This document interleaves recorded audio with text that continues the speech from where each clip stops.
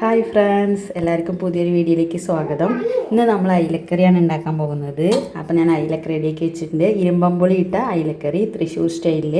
അപ്പോൾ തൃശ്ശൂർ സ്റ്റൈൽ എന്ന് പറയുമ്പോൾ എല്ലാവരും ഒരുപോലത്തെ രീതിയിലൊന്നല്ല ഉണ്ടാക്കുക. പലരും അവരുടേതായ ഒരു ഡിഫറൻറ്റ്. ചിലവർ പെരുംജീരകം അരയ്ക്കും, ചിലവർ തേങ്ങ മുഴുവനായിട്ട് അരച്ച് ചേർക്കും, അങ്ങനെയൊക്കെ ചെയ്യാം. ഞാൻ തേങ്ങ പാലാണ് എടുത്തിരിക്കുന്നത്. പിന്നെ ഇരുമ്പമ്പുളി ഓരോരുത്തരുടെ പുളിക്കനുസരിച്ച് ഇഷ്ടത്തിന് ചേർക്കാം. ചിലർക്ക് കുറച്ച് പുളി കൂടി നിൽക്കണം, ചിലർക്ക് അധികം പുളി ഇഷ്ടമല്ല, പാകത്തിന്. അപ്പോൾ അതൊക്കെ നമ്മുടെ ഇഷ്ടത്തിനനുസരിച്ച് പുളി ഇടാം. പിന്നെ പച്ചമുളക് ചുവന്ന് പോയി, പച്ച കഴിഞ്ഞു.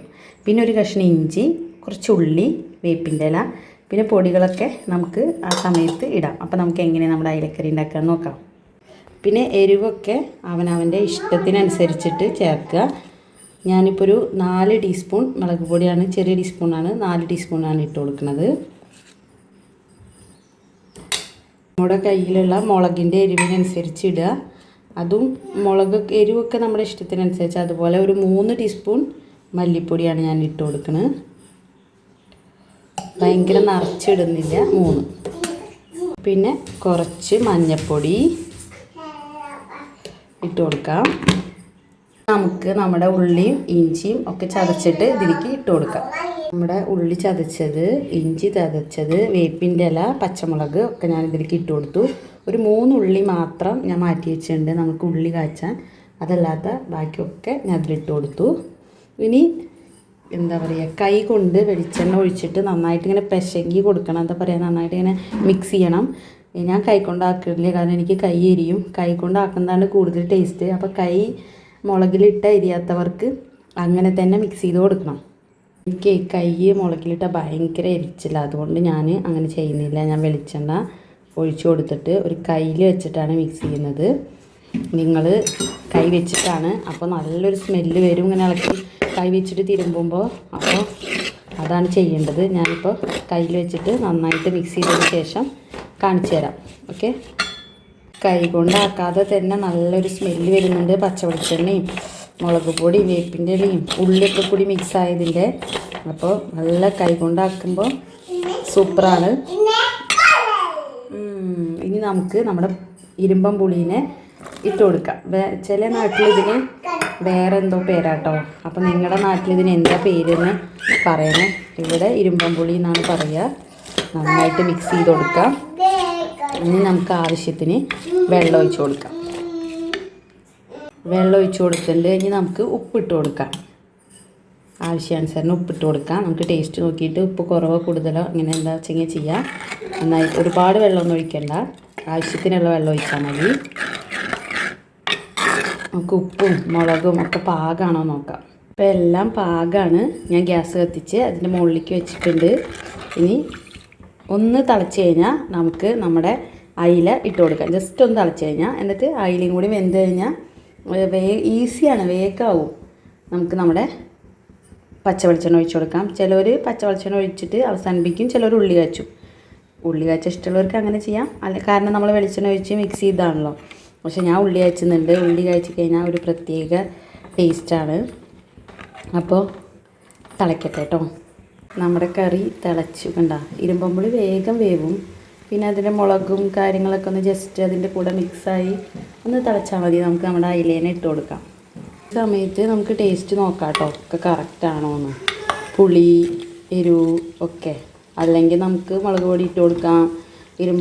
പുളി കുറവുണ്ടെങ്കിൽ ഇട്ട് കൊടുക്കാം. അതൊക്കെ ചെയ്യാം. നമ്മുടെ ഇഷ്ടത്തിനനുസരിച്ച് എരിവും പുളിയും ഉപ്പും ഒക്കെ നമുക്ക് ആഡ് ചെയ്യാം. കറി ഇവിടെ തിളയ്ക്കുന്ന സമയത്ത് ഞാനിവിടെ അയിലക്കുട്ടന്മാരെ വറക്കാൻ വെച്ചിട്ടുണ്ട്. നമ്മുടെ അയിലേനെ ഞാൻ ഇതിലേക്ക് ഇട്ട് കൊടുക്കുകയാണ്. ഉപ്പും പുളി എരിവൊക്കെ കറക്റ്റായിരുന്നു. അപ്പം ഇനി നമുക്ക് അയിലേനെ ഇട്ട് കൊടുക്കാം. അയില വേവട്ടെ. കുത്തി ഇളക്കി കൊടുക്കൊന്നും വേണ്ട,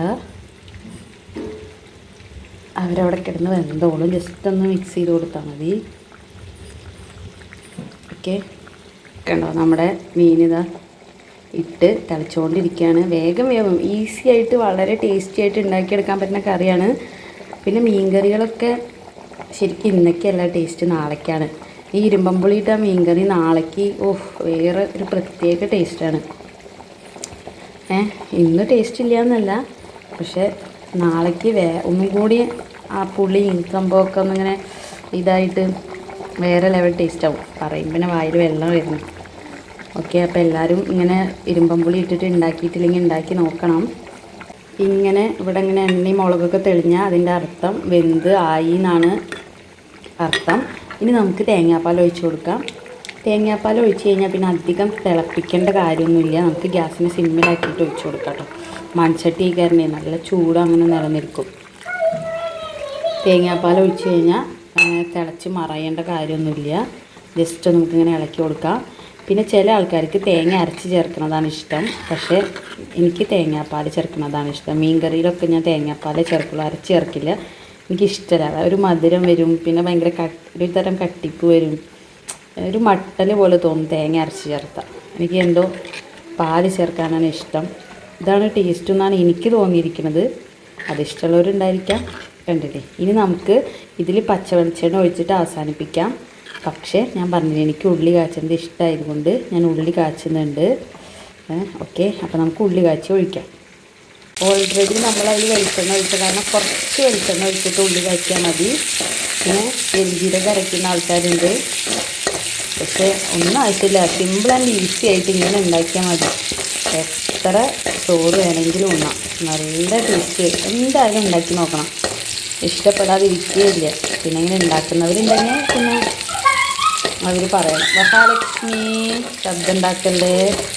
അപ്പോൾ ഉള്ളി നന്നായി മൂക്കട്ടെ. ഉള്ളി നന്നായിട്ട് മൂത്തുണ്ട്. ഇതിന് നമുക്ക് ഇതിലേക്ക് ഒഴിച്ചു കൊടുക്കാം. ഓക്കെ, ഞാൻ ഉള്ളിയൊക്കെ നന്നായിട്ട് അതിലേക്ക് തട്ടി കൊടുക്കട്ടെ. എനിക്ക് രണ്ടും കൂടി ഒരുമിച്ച് ചെയ്യാൻ ഭയങ്കര പാട്. ഉള്ളി വറുത്ത് ഞാൻ അതിലേക്ക് ഇട്ട് കൊടുത്തു. ഇത് നമുക്കൊന്ന് അടച്ച് വെച്ചിട്ട് കുറച്ച് നേരം കഴിഞ്ഞിട്ട് നമുക്കതൊന്ന് മിക്സ് ചെയ്ത് കൊടുക്കാം. ഞാനൊന്ന് മിക്സ് ചെയ്ത് കൊടുക്കുകയാണ് അടച്ച് വെച്ചതിന് ശേഷം. അപ്പോൾ നമ്മുടെ അടിപൊളി അയിലക്കറി റെഡി ആയിട്ടുണ്ട്. നല്ല ടേസ്റ്റാണ്. എല്ലാവരും മസ്റ്റായിട്ടും ട്രൈ ചെയ്ത് നോക്കണം. അത്രയും ടേസ്റ്റുള്ള കാര്യമാണ് ട്രൈ ചെയ്ത് നോക്കാൻ പറയുന്നത്. കണ്ടോ? അപ്പോൾ നമ്മുടെ അടിപൊളി ഇരുമ്പമ്പുളി ഇട്ട അയിലക്കറി. ഓക്കെ, ഞാനും മഹാലക്ഷ്മി മാത്രമേ ഉള്ളൂ. അപ്പോൾ ഞങ്ങൾ രണ്ടുപേരും മാമ ഉണ്ണാൻ പോവുകയാണ്. ഇത് മഹാലക്ഷ്മി, ഇത് മഹാലക്ഷ്മിക്ക്, ഇത് അമ്മയ്ക്ക്. ഓക്കെ, ചോറ്. അപ്പം ഇനി നമുക്ക് അയിലക്കറി വയ്ക്കാം. നമ്മുടെ അയിലക്കറി വെച്ച് കൊടുക്കാം. മഹാലക്ഷ്മിക്ക് ഇരുമ്പമ്പുളി ഇഷ്ടമാണ്, മീൻ കൂട്ടാൻ ഭയങ്കര ഇഷ്ടമാണ്. പിന്നെ അവൾ ചാറൊക്കെ കഴിക്കും. ചാറും കഷ്ണമൊക്കെ കഴിക്കുള്ളൂ. അപ്പോൾ അവൾക്ക് കഷ്ണം കൊടുക്കാം, ചാറും കൊടുക്കാം.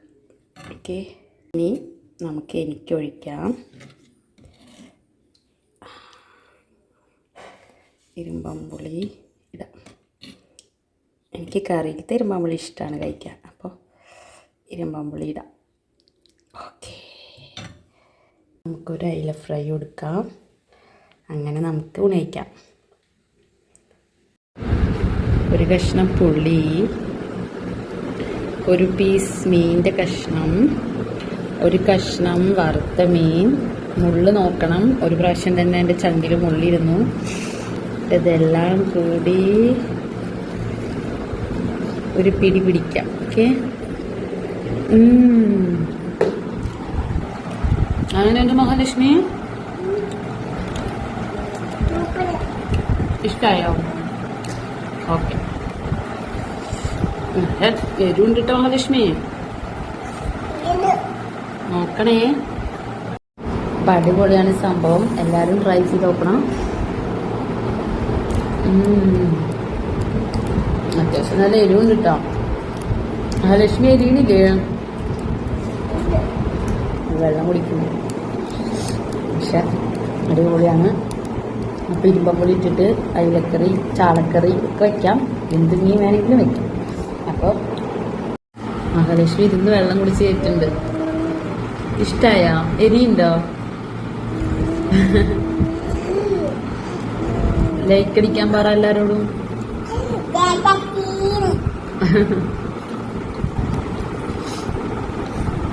അപ്പോൾ പുതിയൊരു വീഡിയോ ആയിട്ട് വീണ്ടും കാണുന്നതായിരിക്കും. Tata, bye bye, see U.